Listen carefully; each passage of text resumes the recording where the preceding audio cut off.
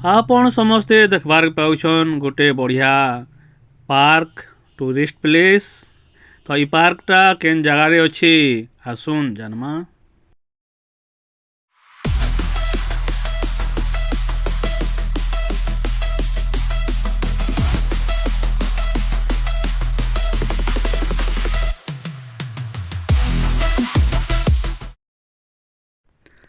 Hello friends, सबके जुहार, जय मां समलेई, जय जगन्नाथ।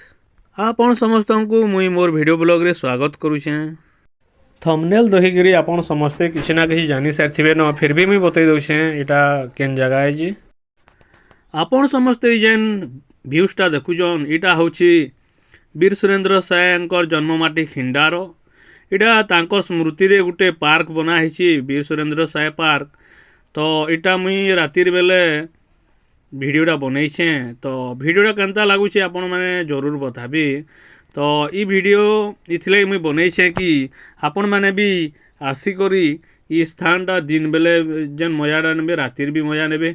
नेक्स्ट टाइम आपण माने आसुन आउ कांजी कहले इने धर्मेंद्र प्रधान कहिजन नेक्स्ट टाइम रु बहुत सुंदर पार्क हेबा।